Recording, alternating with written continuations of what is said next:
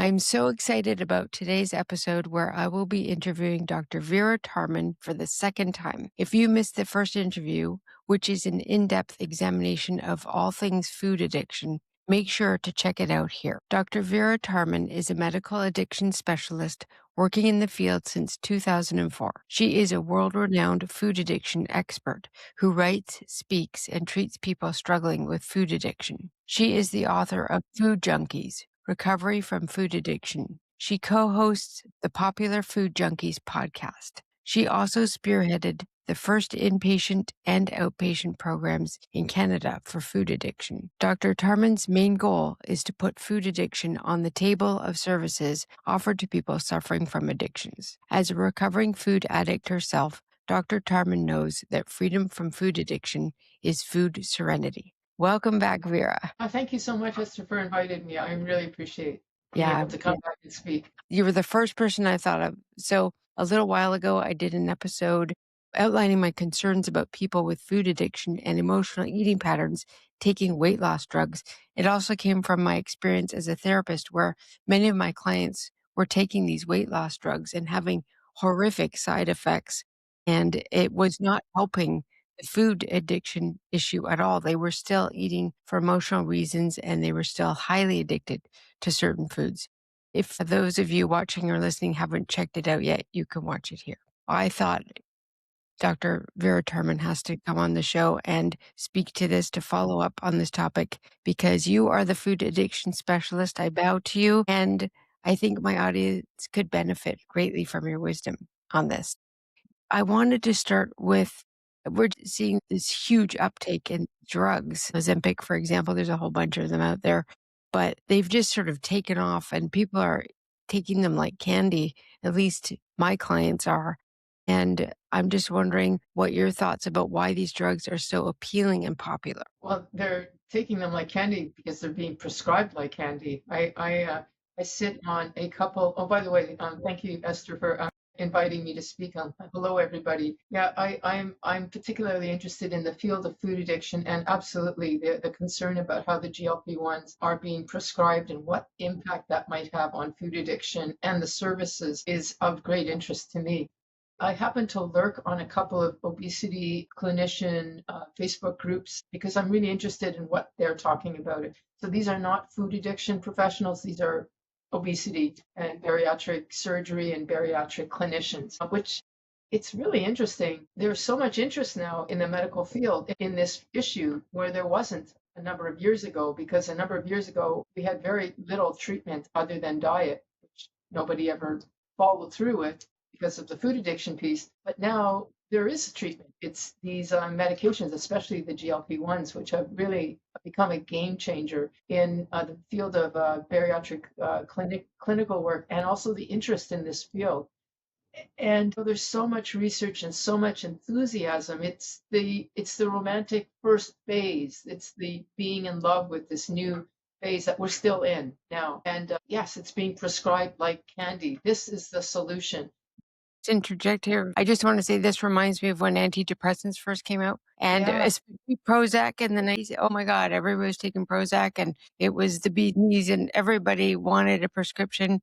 Yeah, so similar. So we've seen that with other medications. So you're seeing it's like the flavor of the month kind of thing? Well, yeah, it's the flavor of the decade. I mean, really, if we had to list a medication that has been such a game changer, it's going to be the GLP-1s for the 2020s. There's no question about it. And who knows where it's going from there? Excuse me, maybe of the century. I don't know. It's definitely prescribed and seen with a lot of enthusiasm. And I think that worries some of us in the field because the issue of food addiction remains an issue. It's getting kind of pushed to the side because we got the solution, which seems to cause, solve all of the problems. You and I are going to talk about the fact that no, the problem remains. We're still here dealing with a real issue that is still in the field, even for people taking GLP-1s. And I think that's what we're going to talk about, that it isn't just about the medication. That isn't just a solution. Maybe it's a beginning,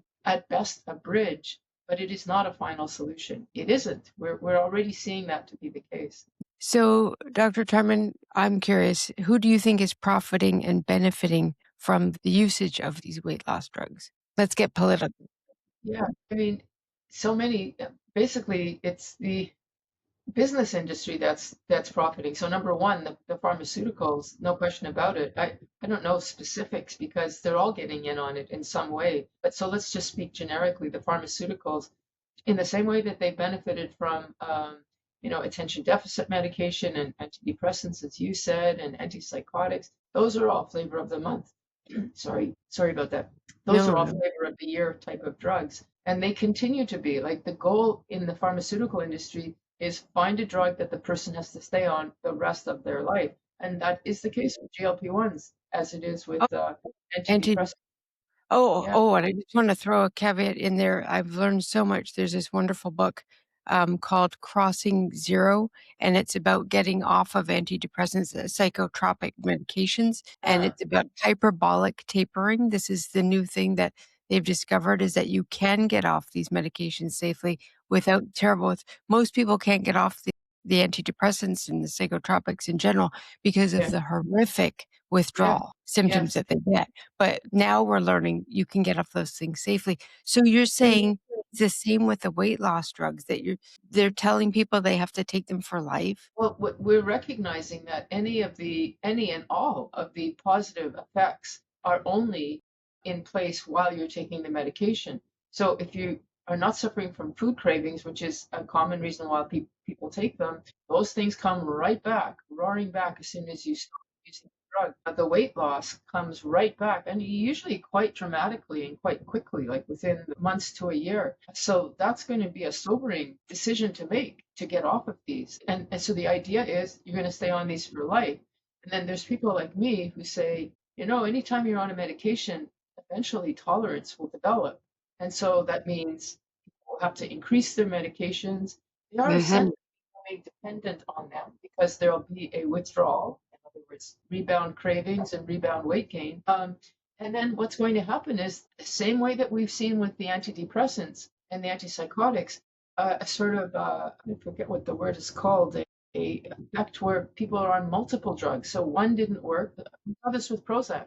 You had to Yeah, up the dose from 20 to 40 to 60. And then we had yeah, to add in, maybe we should throw some Zoloft as well. And then, now we're going to add an epileptic drug to enhance the effect, synergistic effect. So people are doing a cocktail of four or five. I think we're going to see that with the GLPs too. So it's right, not a right. cocktail of more than one drug. It'll be within one drug, a cocktail of various mechanisms. Like Yes. Mounjaro, which is the most recent GLP-1, is now two hormonal manipulations. It's not just the GLP-1, it's another one on top of that. And so I expect that by next year or the year after, we'll have to add a third. And so we're going to have multiple hormonal manipulations. Yeah. You're on for life. And my understanding too with a lot of medications is that they put you on another medication to help you resolve the side effects of the first medication, right? Yes, yes. Yeah. And we're actually seeing that happening. Like people are taking GLP-1s, getting constipated, getting reflux. So we have to give them anti-reflux medication, we have to give them constipation medication.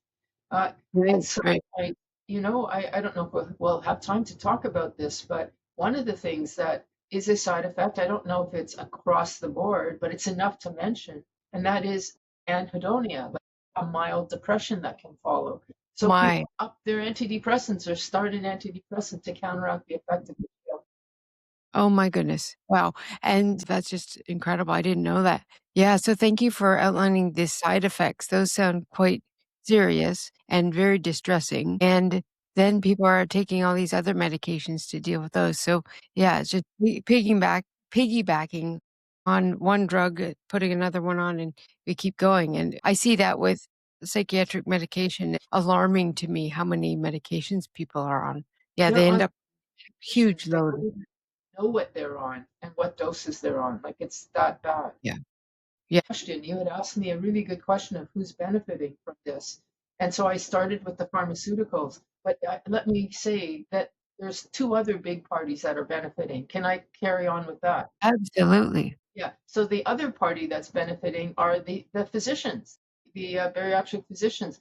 they have a solution now where they didn't before. So it's going to develop a whole infrastructure of obesity medicine, which we're seeing now with all of the services that are attached to that, many of which will not be much focused on diet. They're going to be other things, which are just more treatments, more visits, because it's a lifetime. You've got a lifetime patient now. So there is benefit for doctors. And then the final one, maybe the most important of who benefits, the food industry, because the Mm, food industry is not held to task. You know, if right. I'm an engineer creating addictive foods, I can continue to do so. And it's up to the client, the patient, the customer to figure out how to deal with their food addiction while they take a GLP-1. And, we see what is the food industry doing now? They're trying to get around that and make foods appealing to GLP-1 users. Really? Oh Yeah, my goodness. they're What does making that look like, Vera? a person can't eat when they're taking a GLP-1. One of the things that happens is the person, just like with bariatric surgery, they don't want to eat as much. But with the bariatric surgery, they don't have the room. But Yes. similarly, with the GLP-1s, they don't have the hunger room. They only have so much hunger. And I said, are they going to waste that on Brussels sprouts and broccoli? No, they're going to take some kind of a treat that will be. Now, one of the things that excuse me, I've seen is that people on GLP-1 say, I'm not interested in sweets anymore. I don't want to eat sweets anymore. Um, I'm more interested in savory, or I'm more interested in healthy foods. So now the companies are trying to find a way to capture the different new tastes, but still Um, make it closest and highly palatable to the new taste. And I don't know what those products are. I just know that that's in the process of happening now. oh my goodness. Now, yeah, anyway, so the food industry is not being held to task. So they get to do whatever they want. And that, I think, is the biggest, if we want to get political, that's, I think, the biggest political Yeah. Yes. target we should focus on. And I have some other videos where I interviewed experts on the highly processed food addiction and especially the history behind it and the lobbying and the money. It's really awful when you learn about that. Yes. Very distressing. Yeah. So maybe some of the things we're following are red herrings, like we should really be taking the food manufacturers, these companies to task Yes. for making Should. junk. Yes. And they're going to keep blaming us, the people, the clinicians, rather than themselves. Yeah. Yeah. I'm just wondering, Vera, like, I remember in your book, you talked about a patient of yours who I believe was over 600 pounds, Yeah. and you went to his house personally and Yes. helped. Do you think that there are extreme circumstances like that where these drugs might be life-saving? Yeah, okay, so that leads to the question of, is it all bad? I don't think it is all bad. And I think that we can figure out a way, just like with bariatric surgery, to use these medications ethically and with wisdom. Even if I drug, and on some level I do, because it's pushing our message aside, because temporarily it's not an issue. It's going to come back to haunt us. But right now, we're kind of getting lost in the shuffle and the excitement of all this. So I tend to be negative about this, but there are some positives. And your point that if a person doesn't have the luxury of losing weight over the course of a year, which is what would happen if they did it diet wise. And I'm not just talking about going on a diet, I'm talking about, maybe I'll change the word diet to a more appropriate food plan, a non-food addictive plan, where there's still person's still eating to satiation. They're not hungry, but they're eating better. They will lose weight, but it'll take a while. And if the person doesn't have that time, nor if they don't have that motivation, then sure, we can use surgery or the GLP-1s, which are essentially a chemical, I almost call it surgery. It's a chemical manipulation instead of a physical manipulation of the hormones, because actually the GLP-1s are going to soon achieve the same success rate as surgery. So there'll Mm, be two options, that one is physical, one is chemical, basically. And they are, for the extreme end, like my patient, probably appropriate, because he couldn't even get down the stairs to see his doctor. And he died of a heart attack in the middle of treatment. And that's what happens to people. So yes, if we can either mentally motivate the person or physically get them healthy enough, then yes. But we have to acknowledge that this is just a temporary bridge, and in and of itself will be either doomed to failure or doomed to further medications, like we talked about earlier, gradual escalation of medications. Like you'll be a patient for life. So either scenario, but we can prevent either of those two scenarios if we do it right. And that's where you and I come in because we have the right solution. Yeah. It's just costly. And And we're sometimes, gonna get to that soon. Yes. Yes. Yeah. So yeah, that makes a lot of sense to me. And that there are, you life know, saving, yes. situations. Yeah. Yeah. And there are obesity doctors who prescribe the GLP-1s who also have what they would call an emotional eating management program attached to their clinic. And so they're better than the ones who are just prescribing willy-nilly. But unfortunately, even those doctors, they don't really understand the food addiction message. And so I fear that they're not going to be as successful. Esther, you and I know that we have to recognize that there are foods that are addictive and we have to address the addictiveness. It still needs to be out there Yeah. as a Yeah. guiding principle for behavioral or dietary treatment. Yeah, because we know that these food scientists basically are being paid big bucks to come up with formulations that make foods highly addictive and highly Yes, palatable, and they're yes. highly processed, and like that Doritos ad in the old days, you can't eat just one, right? And there's a book called The Doritos Effect. So let's dive in and get to the core of this. So these drugs, how do they affect people with food addiction, and what are your concerns? Okay, so how these drugs work um, is I mean, it's multifaceted, and that impacts all of the different levels, also impact food addiction. So the first thing is they were made to be diabetic medication, and that was because they corrected insulin resistance. They made a person more insulin sensitive. And when a person is insulin resistant and is becoming diabetic, because that's the consequence of that, they also develop obesity and they develop poor eating patterns because when your sugars, if you're eating a lot of refined carbohydrates, your sugars are up and down, and that's going to make you want to crave sugar because you're on that sort of fuel roller coaster of chasing sugar.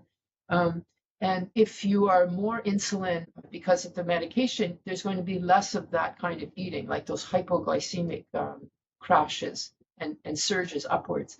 So that's helped. It also impacts of your ability to your appetite. You're not going to eat as much, and that how that happens is it flattens our appetite through manipulating ghrelin and leptin. These are our satiety and hunger hormones. It kind of flattens the effect of those so that you don't really have a sense of being hungry or even full. Like you're just, well, actually, you feel full most of the time, but it flattens the effect of that. Now, with food addiction, we want to have those hormones as cues. We want to be able to say, hey, I'm hungry.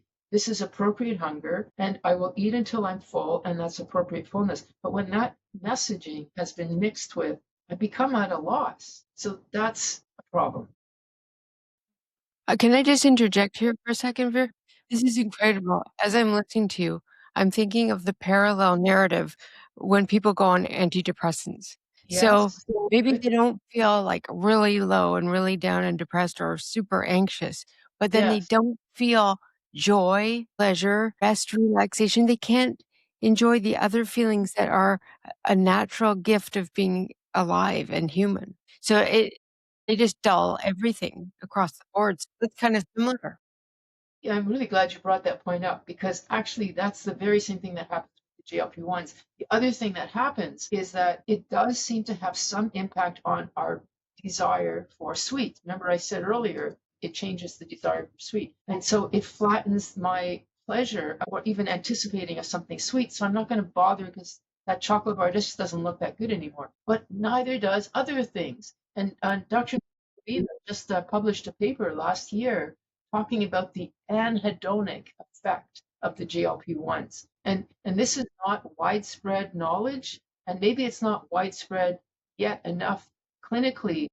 I suspect it's just not known as much. But she talked about how, yes, the person doesn't want the excitement of the food anymore, but it also takes away from the excitement, like you were saying, about just life. And I actually asked her because I think she was making a link to that and suicidality. Like, was there a risk?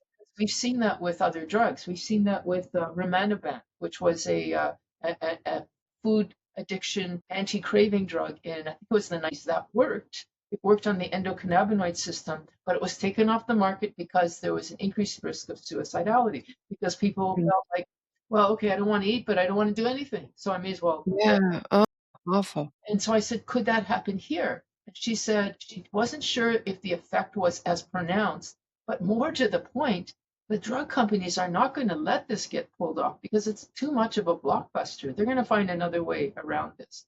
But so I think that we need to, as clinicians, watch out for this anhedonic effect because the more we see, I think the more we're going to see this. Like the more we see people using the drug, the more we're going to see this impact. I mean, we have to ask the question, Esther. This goes to the other question that you were about to ask me, which is let's talk about some of these side effects. Why is it that so many people who are on GLP-1s, it might be 70%, 60, 70%, even though they know they have to be on them for life, stop them after a year or two? A high number of people who get off, and it's because of side effects. Yeah. I had one client who injected himself with one of these drugs Oh, and yes. in the belly, I believe, and he had so many side effects, lasted for an entire week, the effect of the drug. So he felt horrible for over a week, could hardly function, but he had to wait it out. So that's pretty awful. The other thing I wanted to say, to your point of the anhedonia, and the depression, is that in my experience of almost 30 years of working with food addiction and emotional eating, is that almost all of those clients that I have, they struggle with anxiety and depression or Already. one or the other, or a bit of already. So then Yeah. to add that, and they're usually on antidepressants before they take the Which weight is loss an drug. interesting thing. Like what that interplay will be, I don't know if we know yet. But that's an Right. interesting phenomena, I think, to worry about actually. What do you think people with food addiction should be focusing on instead of taking weight loss drugs? Well, I mean, you had said a few minutes ago, is there something that we can, is this retrievable? Can we use the GLP-1s? So I don't want to throw that out. So I had said then, if you need a quick response or if the person is otherwise not motivated. But if you have a motivated person, um, so it depends on who your client is. If they're already on medication, I wouldn't tell them to get off the medication. I would say, all right, the Okay, goal how is, about what we do this, Vera?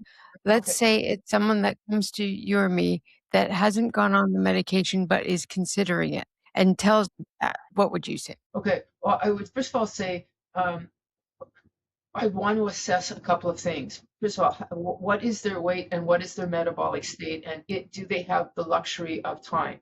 Do they have the willingness also? Because there's going to be a lot of willingness. It's a lot easier to do an injection than to do all the stuff I'm going to suggest without the injection. So if I have a highly motivated patient, then I would say, look, if you follow the food addiction food plan and package of tools that come attached with that, which includes emotional management and various addiction tools like support, abstinence, whatever, you will get the same results. And you will get the same results as a GLP-1 or bariatric surgery. It'll take longer, but no side effects, no cost, except the cost of the therapy or whatever, but basically no physical side effects. And yes, you will have to be on it for the rest of your life, but it's actually a healthy lifestyle that we're talking about. There's Right. nothing unhealthy about making sure you have good sleep, good work, good social interaction, and eating a healthy meal like a whole food, plant-based or meat-based keto. Both of those are extremely healthy if there's no processed food involved. If you're willing to do that, and that would mean accessing services, you can do all of this without going on the medication. If the person is motivated and they continue every day, because it is a lifelong practice in the same way as the GLP-1s are, they will get the same success. If the person is not so motivated or needs help, or they've tripped and they've tried multiple times and they keep failing and all this kind of stuff, then I might, and I actually have said to a couple of people, okay, maybe we should consider the GLP-1s. Your cravings are so strong that you can't even get through 3 days without picking up again. And we know once you pick up, cravings are enhanced. So can we quieten them down so you can get some of your life in order? And that was the plan. Now, it actually didn't work out in the one case that I'm thinking of because the side effects were too great. Like that's the problem with Mhm. the side effects. But there are some But people you're like, talking about very judicial and mindful use of the yeah, drug for a short period of absolutely. time. Yes, yes, exactly. Judicial use within a limited period of time, and also being aware that the weight loss, the fact that the person doesn't have cravings doesn't mean they won't come back when they're off the drug. So we still have to do craving management and all of that stuff, all of that, those kind of tools. And we still have to, the weight that is being lost, and this is the other thing we haven't talked about, a major side effect of the GLP-1s is that the weight that you lose, at least 40% of that is muscle loss. It's not just fat, it's muscle. Which is dangerous. That's not good. Yeah. That's not good because sarcopenia, which is the medical term for significant muscle loss, is actually correlated with longevity of life. It's an important feature. We need our muscle, especially as we get older. Yes, and not too far behind that is osteopenia, loss of bone mass. So starvation, which people have akin GLP-1 weight loss to starvation weight loss. It's the same physical effects on the body. And the only way to, like I said, ethically, or the word you used is judiciously, use GLP-1s is by introducing the food addiction plan, but also making sure the foods that the patient eats are highly protein based and that they are using exercise so that they can kind of buffer the weight that they're losing in muscle by building muscle at the same time.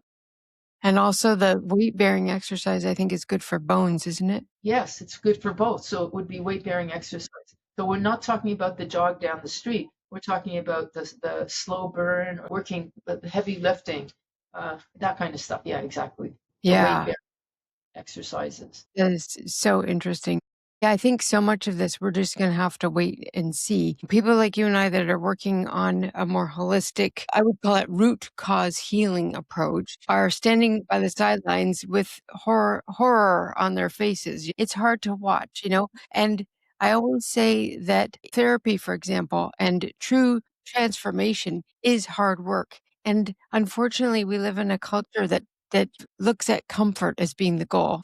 We're always wanting to be comfortable, and doing the hard work is not something a lot of people wanna do, and I get very concerned, especially about younger generations, that everything is just handed to them, and it's instant access, and everything's easy in terms of technology. I worry that people need more grit, and I watched this funny video last night. It was talking about children that grew up in the 1970s, and I was one of those kids, and I couldn't stop laughing. It was basically about how we were just free range chickens, you know, we were just basically let out in the morning, we had a key around our neck, and then parents said, "Come home for dinner." And we just kinda had to figure things out, like a lot of things and navigate, and but it gave us some really good skills, and the one point I loved is that boredom didn't really bother us as much as it does kids now. Like, we could deal with Yeah, boredom. We just had to yeah. figure out something else to focus on, right?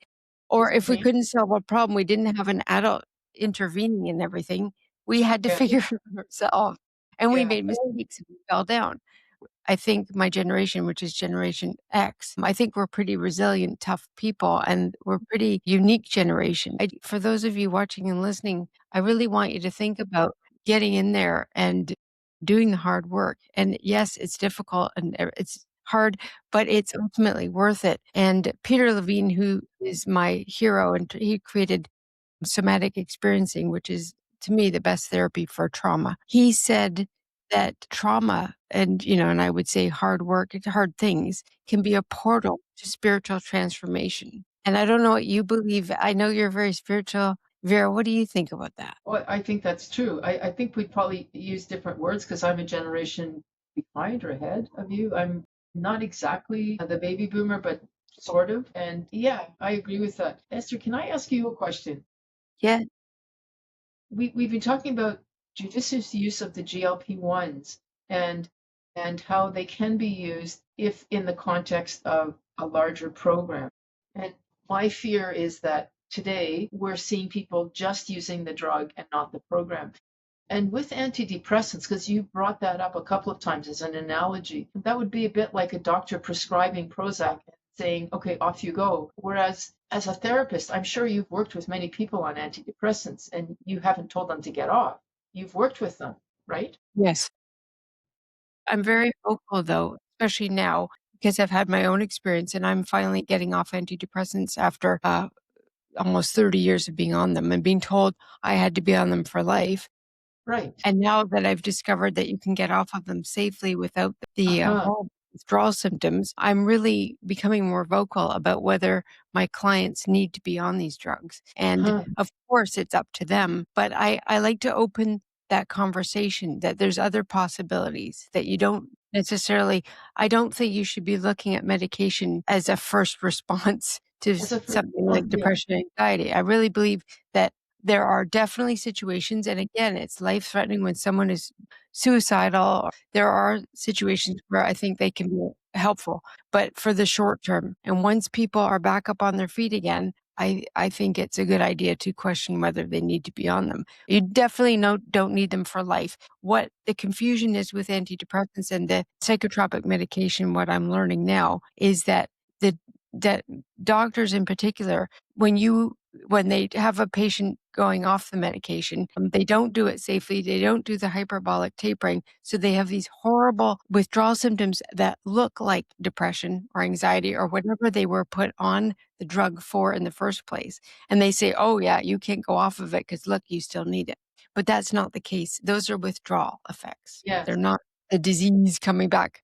This whole disease model irks me, but anyway. And I think that we're seeing the very same thing with the GLP-1s, and that we can take your approach ultimately that, look, you don't have to be on these for life. They may have helped you get out of that suicidal state, that dangerous state, but now you're in a different place, and let's work with getting you off of them. And the thing is, human beings, we're designed for growth and transformation. Yes, And which to your point.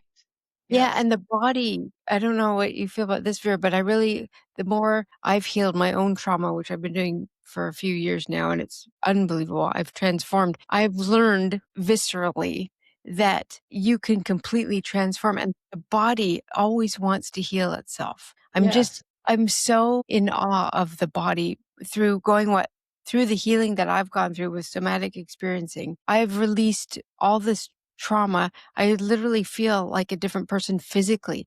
I feel like I had all these aches, pains, and troubles and issues before that are gone. The anxiety is gone. The deep depression is gone. It's Huh. miraculous. And I was told by medical professionals for many, many years that I would never be like this. I could never be normal, right? Well, poo Yes. poo on that. Yeah, it's not true. And we can use that same analogy with the food world that, we've been told you're going to be obese forever. You've got this chronic condition called obesity, which I actually think is actually food addiction. Yes, there are some people who are have more tendency to gain weight, but not necessarily 600 pounds. Anyway, we're told that you're going to have cravings and food disordered behavior the rest of your life, so you need to be on these medication. But we can actually teach people, and the body, like you said, wants to become normalized. And we can use hunger, which is akin to sadness or anger and mood, as a cue. If I'm Yeah, hungry, why am I hungry? Well, it's time to eat. Or, well, I've eaten something that was too refined in carbohydrates and now I'm crashing. Like, we can use these cues not as danger that we want to avoid because it's uncomfortable, like you said, but as instructional pieces. I love that. I love that. The way that I've reframed anxiety and depression is as that the body is trying to tell us something. So I'll ask clients, if your body could speak to you, if this anxiety, this depression could speak to you, what would it be saying? What does it need? And that people always know. There's always boom, they come up with an answer and it's things like to know that I'm not alone. That's a big one. To know Right. that I'm not alone in the world. And one of the roots of trauma, one of the worst parts of trauma for people is that they were alone with that horrible thing that happened. There was Yes. no one there to bear witness. So as a therapist, I'm bearing witness to that early suffering or recent suffering, whatever it was, and holding their hand through it. And just knowing that they're not alone is so healing in and of itself. So what would you say an analogy is for the food addiction piece? When people are healing, what do you notice with people when they're healing? It's not going to be as deep and profound as what you're talking about, but it would just be if a person has a craving for something, like why are they having a craving? So it's not anxiety, although it's a kind of anxiety. I need this thing to feel better. So if your body could say, what do you want right now? I can tell you, Esther, myself, my own personal experience, when I am really longingly looking at the fridge, and I haven't eaten sugar for years. So it's like, why am I behaving this way? When I've asked myself, what is it that my body, my hunger is trying to say, I will always say, I need to cry. Really? I need to cry. And when I do cry, and usually the tears are not that far apart, because the moment I say it, it opens that up. And if I Yeah. do cry, guess what? The cravings are gone. Like it was a way of saying there's something behind this. Yeah. It Yeah. wasn't the cravings themselves, but the cravings were important because I am so used to not paying attention to myself, not wanting to stop it, not wanting to acknowledge that something bothered me. So it comes out this way. And yeah, exactly. Well, I was just thinking, and I hope you don't mind me sort of psychoanalyzing you a little bit, but I'm just wondering if one of your survival strategies when you were growing up was to use food when you felt sad, because for whatever reason, that wasn't acceptable on the menu. Maybe being sad wasn't celebrated or attended to maybe when you were growing up. I'm not sure, but Yeah. Yeah, there was no way of soothing, so food was a soothing thing. And I have often felt that food acts as a kind of maternal, it has a maternalism about it because it is our first way of interacting with yeah, mother and breastfeeding. So yes, I think that there's something really inherent about that. Yes, very primal. and GLP-1s don't even touch any of that stuff. And so Exactly. you won't be able to, like, I think that people who do food addiction work, it's like any other kind of addiction work or any psychotherapy work. You start at the layers, the initial layers of behavior and how's it affecting my job and all that stuff. And then eventually you get deeper and deeper into how's it affecting my life experience. And then when you get into the stuff like early childhood issues, you actually get into them because you have the cues, the emotional cues to do so.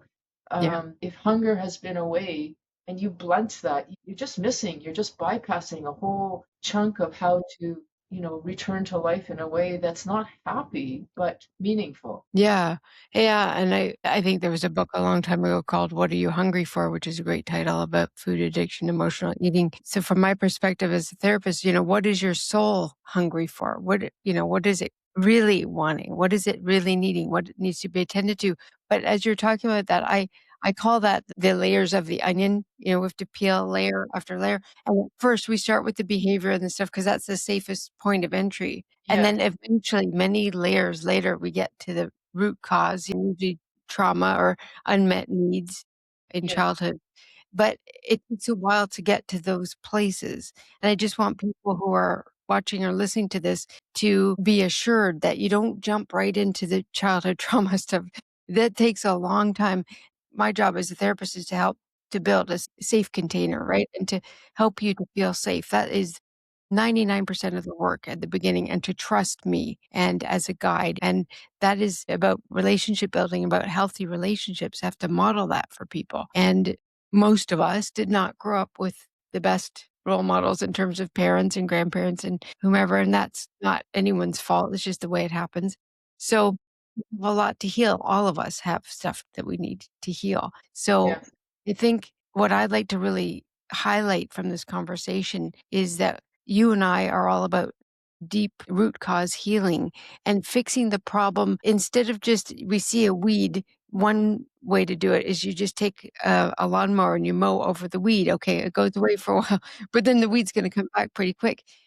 I think what we're talking about and what we're all about is we get in there and we dig up the weeds from the roots, get yeah, rid of them so they don't grow back.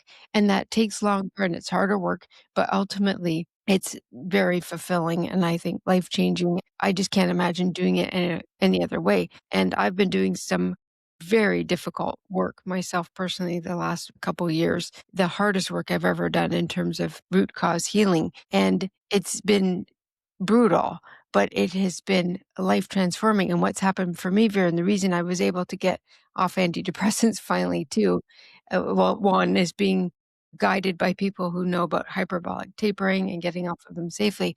But the other piece is through healing the trauma that was there that created me to come up with these survival strategies. So anxiety and depression were ways that I coped with situations that were unsolvable and unlivable that most people, I mean, I wouldn't have survived. And the big one, though, talking about what we're talking about today, was my eating disorder. And food was my way of coping. And it nearly killed me with anorexia and bulimia in my, teens and early 20s, but it didn't. But it also saved my life. So there's this very strange box there. I'm not sure if people watching or listening to this are in that extreme of a position, but I think what we're saying is you may be addicted to food, and there's a lot of resources out there, and your book, Food Junkies, in my opinion, is one of the very best. And I know you also have programs and you work with people, and I'll have your website listed in the show notes. But there's so many things you can do and so many other levers you can pull before you go to weight loss medication and Yes. antidepressants and all of those things as we're talking about that as well. Yes. And the other thing you mentioned earlier on that I think is really important to bring out is resilience. And through this process, you find your own resilience. And medications, because the theme here is, how are these medications impacting food addiction treatment? If you only you're just killing the weed, but you're totally missing the boat on resilience. Yeah, and we are resilient. That Yeah. is something I know after almost 30 years of being a therapist and after going through my own journey, and I'm still on the journey till I am not here. Boy, we are resilient. We are tough. We are Yeah. very tough. I just wanna end, Vera, with, is there anything else you wanted to say? Anything you're thinking about that we didn't get to? No, just for people listening that if they want to find out more, like you mentioned, I have my book, Food Junkies: Recovery from Food Addiction. I have a Facebook group, the free group, I'm Sweet Enough, Sugar Free for Life, where people can access both free and paid resources. And I also have a YouTube channel myself, just so that people know about, like you said, there's more resources. There are a lot more people getting in the involved in the field. We see ever more that you're not alone, and that you're not alone if you want to say no to GLP-1s, or if you want to say yes, you're not alone. The issue of food addiction will remain because we have the food industry that will remain. So we're going to be here, and anybody listening, you're not alone. There is support. Wonderful. That's Yes, excellent. And how about your resources listed? And I just wanted to say that your podcast, the Food Junkies podcast, yes, that too. is excellent. And you interview a lot of experts in the field, and definitely worth subscribing to that following your show. Thank you. Thank you.